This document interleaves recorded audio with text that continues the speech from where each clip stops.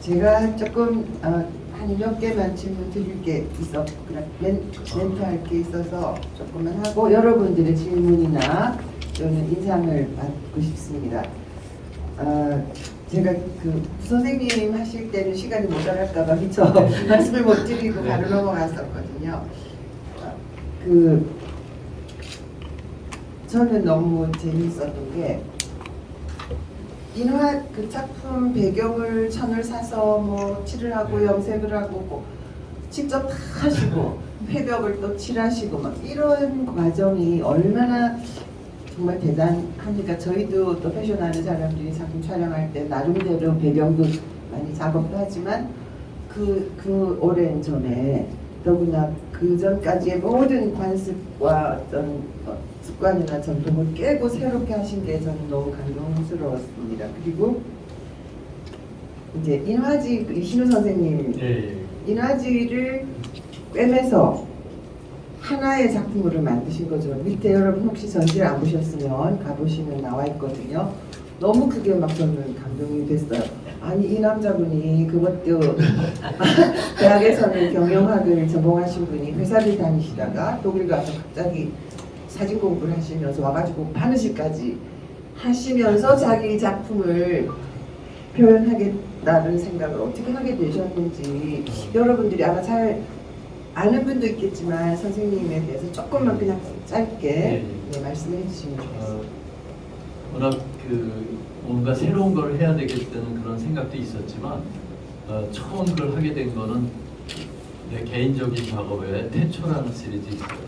남자 인체를 꼬매게 그거를 할 때 우리나라에 큰 인화지가 없었어요. 인화지를 전시를 크게 하고 싶었는데 인화지가 일단 큰 게 없어서 어떻게 하면 크게 만들까 하는 생각을 하고 고민을 했고 또 어린 시절부터 아버님이 섬유업계 일을 하시다 보니까 실이나 이런 천에 대해서 조금 많이 보고 관심이 있었는데 인화지를 위에 붙일 때 뭐 풀로 붙이나 뭐 여러 가지 생각을 하다가 꼬매는 걸 생각했어요.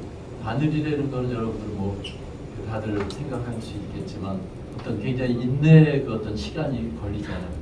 그리고 인체 위에 바늘이 지나가면 어딘가 상처도 내고 또 바늘 실이 또 다시 그걸 다시 상처를 꿰매주고 어떤 그런 의미도 좋고 세월의 많은 인연도 우리가 실로 생각할 수 있고 그래서 실이라는 것과 바늘을 생각하게 됐고 마침 그 찰나에 이신우 선생님 걸 하게 돼가지고 그러면 이것도 같은 방법으로 해야 되겠다. 또 이게 패션이니까 바늘과 천 잘 어울린다고 생각하게 됐습니다. 너무 감사합니다. 제가 질문 잘했죠? 네.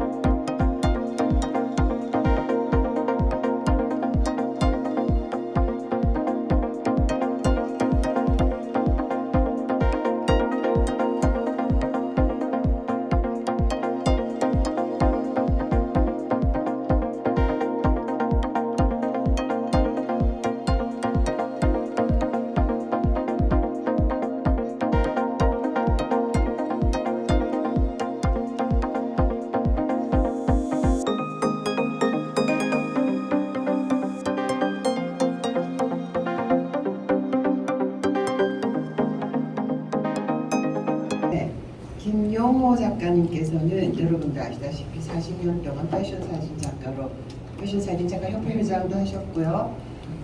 성공적으로 계속 이렇게 꾸준히 계속 하시는 분도 사실 드뭅니다. 패션 전문가. 근데 최근에는 오히려 예술 작품을 더 많이 하시죠. 그래서 또 스토리텔링을 굉장히 중요시하시는 분이시고요. 두 분은 또 다른 개성과 결을 가지신 분들이셔서 또 선생님께 재미있는 말씀을 또 듣도록 하겠습니다. 김용호 선생님을 소개드립니다. 맞습니다. 마이크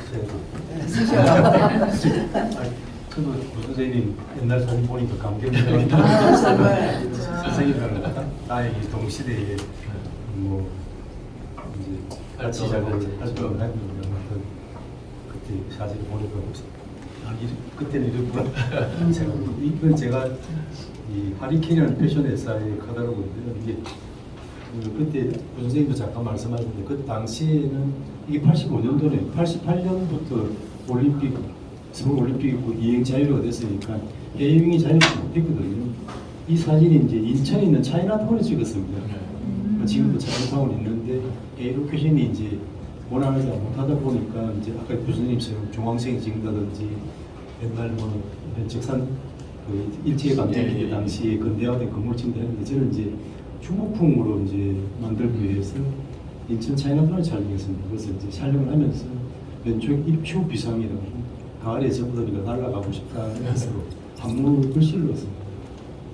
이것도 아마 이게 그 서울대 물리대 자리, 동성동 네. 서울대 물리대 자리에서 촬영하고 있습니다. 벽돌을 딱 보니까 나도 그 그래서 창문하고. 옷을 이제 이렇게 행거에다가 옷을 그래서 찍었네요. 이것들을 보여줬던 사진들입니다. 이게 엘칸토라는 이제 구두회사의 가방 그랬는데 99년 이게 이제 경복궁에서 이제 핸드백을 그 가방에 올려 붙이고 있는데 이 왼쪽에는 모델이 일본 모델입니다. 그때 당시에 이제 외국 모델들이 그러니까 그야말로 서양 모델들 많이 쓰고 있는 상태인데 저 같은 경우는 차별화를 해서 일본 모델을 썼거든요. 왜냐면 같은 동양적 외모인데다가 누군지 알 수 없다는 것이 상당한 그런 이제 차별화의 장점이 됐기 때문에 그 당시에 이제 핸드백을 쓰는 그 20대 초반의 어떤 직장을 가진 여성들을 상대로 하는 나는 일단 내가 독일에서 사진 공부를 하고 왔는데 들어온 건 85년이고 79년부터 있었는데 그때 패션을 전공을 하진 않았지만 이태리에서 나오는 저렇게 두꺼운 몬도 우오모라는 잡지가 굉장히 매력적이었어요. 그래서 뭐 보그보다도 몬도 우오모하고 요 바로 뒤에 보이는 이건 몬도 우오모에 실렸던 사진이에요. 예를 들면 뭐 패션도 그렇지만 이런 스틸 라이프도 그냥 넥타이를 그냥 넥타이 자체로만 찍는 게 아니고 이렇게 재미있는 아이디어를 그 안에 항상 넣어서 내가 저 잡지를 많이 사서 보려고 애를 많이 썼습니다. 굉장히 비쌌어요. 그리고 이 돈나라는 잡지도 여성 잡지인데 이거는 굉장히 두껍고 멋있었는데 잠깐씩 그 유학 중에 이런 걸 보면서 자극을 받았던 거고 85년에 귀국한 다음에 86년에 타임즈에 이세이 미야케가 이렇게 표지에 실렸더라고요. 내가 가지고 있는 잡지인데 그때 저걸 보면서 야 일본의 패션 디자이너가 이렇게 타임즈 커버까지 나오는구나. 그리고 안에 몇 표지가 이렇게 실린 걸 보고 야 한국에는 언제나 저런 디자이너가 나올까 하는 생각을 했던 적이 있었습니다. 그게 86년인데 80년대에는 우리나라에서는 일본하고 그렇게 이 교류가 많지도 않았고 유행통신이라는 걸 류코 출신이라고 그때 그랬는데 이 잡지가 사진 작가들이나 아마 디자이너들한테 꽤 많이 어떤 자극을 주는 그런 잡지였던 것 같아요. 아직까지 제가 가지고 있는데 그래서 외국에 일본에 여행 갈 때마다 한두 개씩 사거나 그랬던 생각이 납니다. 그리고 뭐 마리 클레어가 우리나라에 정식으로 들어오기 전에 이런 잡지들을 한두 권씩 구해오는 게 그 당시에 패션에 하여튼 자극을 받는 유일한 길이었었습니다. 좀 이건 좀 지금 보면 참 낯설고 나도 좀 더 잘 찍을 수 있었을 텐데 했을 텐데 86년이나 7년쯤 월간 멋에서 2페이지를 줄 테니까 마음대로 한번 찍어봐라. 그래서 제가 약간 초현실적으로 어떻게 해본다고 지금 보면 좀 어리숙하긴 한데 패션은 별로 찍을 줄도 몰랐는데 기회가 와서 한번 했던 게 있었습니다. 그리고 밑에서 여러분들이 본 이 알렉시오는 해태에서 그 이태리 옷을 수입을 하려고 했었어요. 그래서 그때 이거 처음 이 일을 제가 맡았는데 패션 경험이 많지 않았고 논노하고 거의 시작을 막 할까 하던 그 찰나인데 이 일을 맡았는데 그 당시에는 뭐 스타일링이나 로케이션을 찾는 사람도 없었죠. 내가 알고 있는 그 공간에서 찍어야 되는데 나름대로 이거는 서울역 그 뒤편, 그러니까 우리가 그 당시엔 서부역이라고 그러는데 서부역에서 숙대 가는 그 사이에 오래된 그 공장이 있었어요.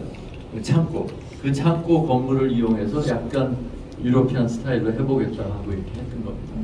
근데 이렇게 찍다가 내가 난생 처음 찍어서 등에 식은땀.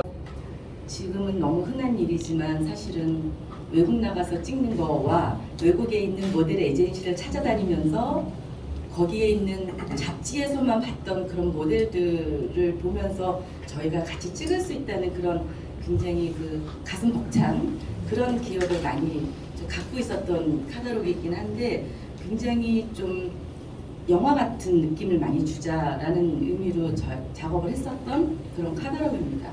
91년도이기 때문에 사실 지금으로 생각을 해도 30년 뭐 훨씬 그런 넘은 작업인데 지금 봐도 그렇게 이상하진 않죠. 네, 그게 또 그 선생님의 힘이 아닐까 이런 생각 저는 지금까지도 하고 있는데 이 모델 같은 경우는 막스마라라는 브랜드가 있어요. 그 브랜드의 전속 모델이었는데 그때 이제 저 모델하고 이제 작업을 이제 한 2년 정도 같이 했었죠. 그래서 흑백으로 하면서도 되게 영화 같은 느낌을 주려고 많은 노력을 많이 했습니다. 다 같은 느낌이라고 보시면 될 것 같고요. 그러니까 이게 이제 그 충무로 시절하고의 조금 다른 점을 좀 설명을 드리면 그때는 그냥 찍어내기 바빴던 시절이었어요. 80년대 그 중반까지는 굉장히 이제 봄, 여름, 가을, 겨울을 다 카talog을 만들어야 됐었기 때문에 그때는 뭐 정보가 별로 없었죠. 지금은 워낙 많고 그랬기 때문에 그 당시에는 오로지 할 수 있는 게 아까 말씀드렸던 패션쇼하고 이런 카탈로그 이런 것들이 봄, 여름, 가을, 겨울로 매 시즌을 만들어야 됐기 때문에 그 좀 바빴던 시절이었고 그리고 이제 구 선생님이 어떤 그런 감성을 이제 이렇게 보여주게 되면서 이 80년대와 이런 이 충무로 시절의 그 사진과 이 구 선생님하고 이 작업이 조금 차별화가 확실하게 조금 되는 것 같아요. 감성적인 부분이 조금 더 많아진 것 같은 느낌이 조금 들거든요. 그리고 요거는 이제 89년도, 요것도 이제 충무로에서 찍은 그런 건데, 요거는 이제 모델 때문에 되게 히트를 많이 했던 저희 논노에서는 첫 번째로 이제 남성복을 만들었던 그런 브랜드인데, 그 뭐 아시겠습니다만 장광효라는 디자이너 아시죠? 지금은 카르소의 그 대표이신데 그분이 실장으로 있었던 남성복의 그 마르시아노의 실장으로 있었던 그 시절이었어요. 그래서 이 노충명이라는 모델도 그 일본 제1교포였기 때문에 그때 굉장한 좀 히트를 쳤던. 그래서 옛날에는 사실 카탈로그가 나오면 굉장히 그 주목들을 많이 받았어요. 그래서 어떻게 만들었는지 다들 궁금해하고 또 저희 같은 경우는 이제 변화를 매번 주니까 크게 만들면 또 그 다음 시즌에는 다 커지고 다른 브랜드들도 또 이렇게 만들면 또 이렇게 또 다 바뀌고 좀 그랬던 시절이었어요. 그래서 논노가 주는 사실 그 브랜드가 또 많기도 했지만 그런 그러니까 패션 쪽에 기여한 그런 거는 되게 좀 컸다고 좀 저는 자부를 하고 생각을 하고 있습니다. 그리고 이것도 이제 후조라는 브랜드, 지금은 뭐 없어졌지만 이렇게 세미나를 통해서 의미와 배경을 설명드리는 건 굉장히 큰 이해 차이가 있잖아요. 그래서 우선 일님 미술관 측에서 좋은 전시도 마련해 주셨지만 이렇게 의미 깊은 세미나를 준비해 주신 것에 대해서 감사드립니다. 그리고 무엇보다도 지금 특히 우리 패션에 관계된 일부 전시를 제가 모더레이터를 하고 있지만 이번 전시 작가분들이 많이 계신데 그 중에서도 아마 여러분들이 가장 익숙하게 또 유명하신 분으로 알고 계신 두 작가분이 직접 이렇게 오늘 설명해 주시기 위해서 자료도 미리 다 보내주시고 참석을 해주셔서 진심으로 감사드립니다. 한 분은 구본창 선생님, 김영호 선생님, 그리고 제 옆에 앉아 계신 분은 아마 여러분이 어릴 때 들어보셨을지 모르겠어요. 논노라고 우리나라 패션계에서 가장 전국을 제패했던 그런 패션 잡지인데요. 그 논노에서 기획 총괄을 하셨던 김선옥 선생님이십니다. 지금은 디자인 이통 대표로 계십니다. 우선 사실 여러분이 전시를 아마 보셨거나 이 세미나를 듣고 전시를 또 보러 가실 수도 있겠습니다. 그런데 이 전시의 출발점이 1980년대입니다. 왜 1980년대에서부터 시작을 했을까요? 우리나라에 뭐 양장이 들어왔고 서구적인 의상을 입기 시작한 것은 더 옛날인 걸 알고 계실 텐데 왜 80년대가 우리 전시의 출발점이 됐을까요? 자, 지금 구본창 선생님께서 80년대 서울 영동도의 풍경들을 보여주고 계십니다. 지금 왼쪽에 보시면 88년에 뭐가 있었나요? 네, 서울 올림픽이 있었잖아요. 사실 우리나라가 올림픽 전과 후로 현대사를 굉장히 크게 다르게 볼 수 있을 만큼 크나큰 분기점이었습니다. 그리고 여기 보면 이렇게 가족들이 한강변에 지금 다리가 지금 10몇 개인가요? 거의 20개 가까이 있죠? 지금 그 당시에 이렇게 한강변 모래에서 가족들이 저렇게 한복 입고 나들이 간 참 가족 이건 제주 제주도 네 제주